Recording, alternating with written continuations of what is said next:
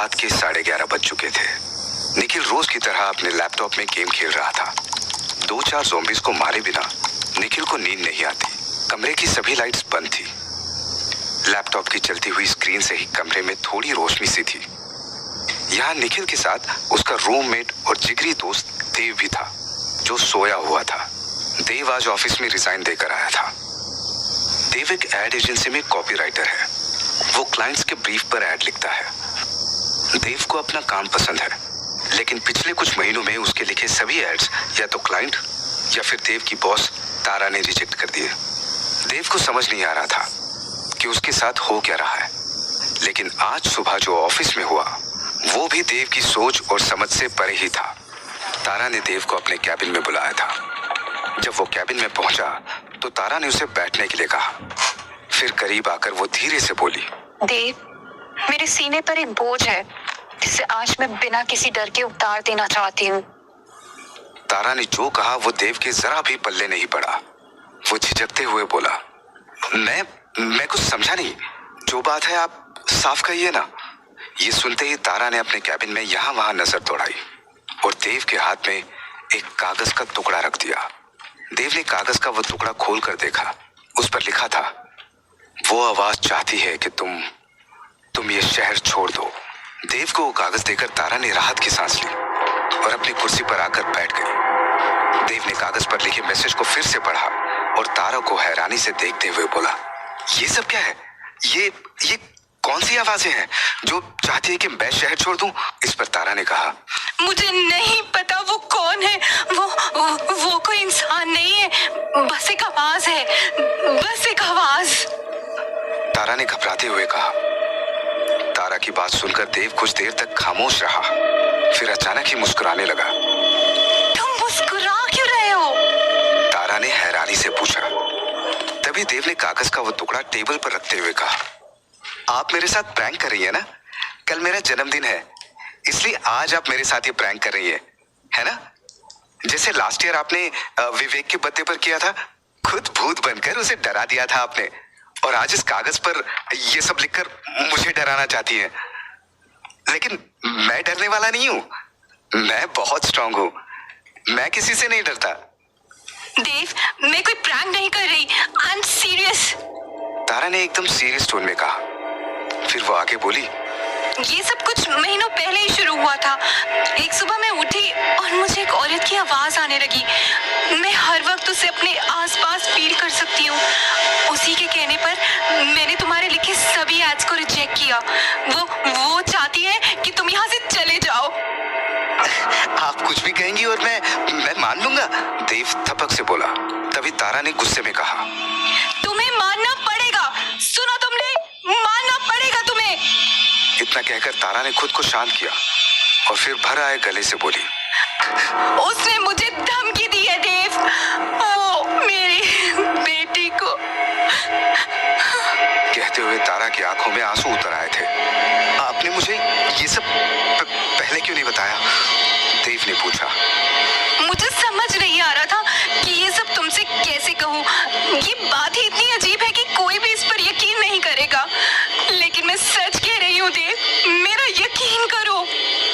तारा की ये हालत देखकर देव को उस पर यकीन आ गया था, लेकिन उसे समझ नहीं आया कि ये कौन औरत है जो चाहती है कि वो ये शहर छोड़ दे, और क्यों। तारा ने खुद को संभाला और देव की तरफ देखते हुए कहा, मुझे लगा था कि बार बार रिजेक्ट होने के बाद तुम खुद से रिजाइन कर दोगे, लेकिन ऐसा नहीं हुआ। तुम प्लीज रिजाइन कर दो और यहाँ से चले जाओ। अगर आज तुम नहीं गए ना तो वो आवाज, वो औरत, वो जो भी है, वो मेरी बेटी को वो कुछ भी कर सकती है देव। देव ने तारा पर यकीन कर लिया था। फिर उसने ज्यादा नहीं सोचा, बस रेजिग्नेशन लेटर पर साइन किया और तारा को लेटर देकर बोला, उस आवाज ने कुछ तो कहा होगा, कुछ ऐसा जिससे मैं समझ सकूं कि वो कौन है और आखिर मुझसे क्या चाहती है।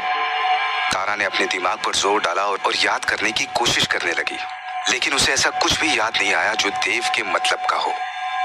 कुछ देर बाद बिना कुछ कहे देव उठा और कैबिन से जाने लगा। तभी तारा को कुछ याद आया और वो झट से बोली,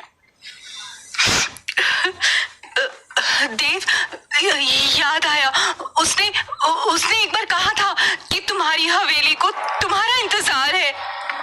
हवेली को? हवेली? लेकिन मेरी तो कोई हवेली नहीं है, देव ने हैरानी से कहा था। इधर अंधेरे कमरे में निखिल अभी भी ज़ोंबीज पर अटैक कर रहा था और देव सोया हुआ था, लेकिन चैन से नहीं। उसके माथे से पसीना टपक रहा था और चेहरे पर बेचैनी थी। लग रहा था जैसे वो कोई डरावना ख्वाब देख रहा है। फिर अचानक ही कुछ अजीब सा हुआ। जो चादर देव ने ओढ़ रखी थी वो खुद ब खुद खिंचने लगी। वहां कोई था जो चादर खींच रहा था। गेम खेलते हुए निखिल को लगा जैसे कमरे में कोई खड़ा है। निखिल ने फौरन देव की पलंग की तरफ देखा, लेकिन वहां कोई नहीं था। निखिल ने राहत की सांस ली और फिर से अपने गेम में लग गया। फिर कुछ देर बाद एक और अजीब सी चीज हुई। देव के पैरों पर पड़ी हुई चादर अचानक से हवा में लहरने लगी। तभी देव की आंखें खुल गई और वो उठकर बैठ गया। चादर सीधे आकर देव के ऊपर गिरी। निखिल को फिर लगा कि कमरे में कुछ तो है। उसने फौरन लाइट्स ऑन कर दी। जैसे ही कमरे में रोशनी हुई, निखिल जोर से चीखा, भूत, भूत, बचाओ, भूत। निखिल की चीखें सुनकर देव ने चादर हटाई और तेज आवाज में बोला, अरे मैं हूं देव। देव को देखकर निखिल की जान में जान आई। उसने खुद को संभाला और फिर मुस्कुराते हुए बोला, ओह तू है। मुझे लगा कोई भूत भाई साहब है, लेकिन तू अभी तो सोया हुआ था ना। फिर अचानक से ऐसे उठकर। अपनी बात को पूरी करने से पहले ही निखिल रुक गया। वो देव के पास आकर बैठा और उसके कंधे पर हाथ रखकर बोला, फिर से वही बुरा ख्वाब देखा? हाँ यार, फिर से वही ख्वाब, वही हवेली, वही लोग, वही मौत का तांडव। यार पता नहीं ये ख्वाब कब मेरा पीछा छोड़ेगा। अगर तेरा ख्वाब किसी दिन सच हो गया तो? देख, मैं ऐसा नहीं कह रहा। वो दादी कहा करती थी कि बार बार आने वाले ख्वाब सच होते हैं, निखिल ने कहा।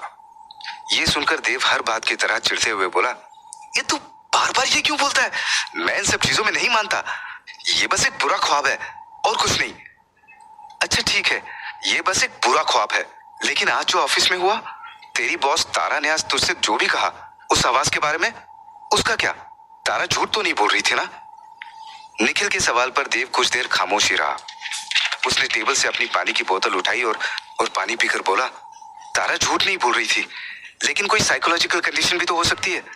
क्या पता तारा मुझे जॉब से निकालना चाहती हो और इसलिए उसने अपने मन में एक भूत का कैरेक्टर गढ़ लिया, जिसके कहने पर मेरे लिखे सारे एड्स रिजेक्ट कर दिए ताकि मैं खुद ही रिजाइन कर दूं, क्योंकि मेरी कॉन्ट्रैक्ट में लिखा हुआ है कि 2 साल से पहले वो मुझे जॉब से निकाल सकती है।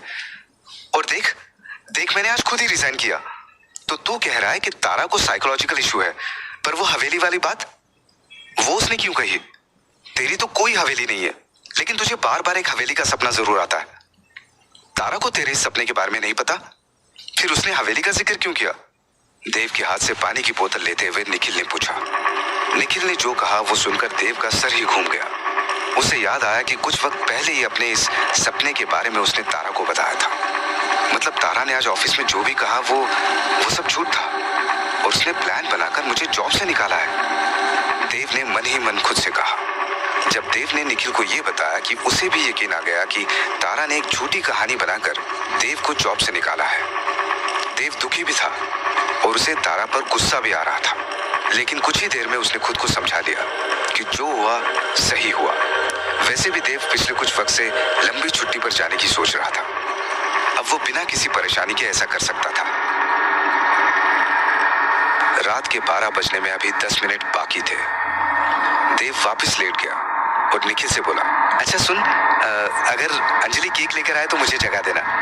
जो हुकुम बर्थडे बॉय। निखिल ने कमरे की लाइट्स ऑफ करते हुए कहा और फिर से ज़ॉम्बीज पर अटैक करने लगा। देव ने भी आंखें बंद कर ली, लेकिन अगले ही पल उसने हैरानी से आंखें खोली और गौर से कमरे की छत को देखने लगा। देव को अपनी आंखों पर यकीन नहीं हुआ। कमरे की छत पर एक साया था,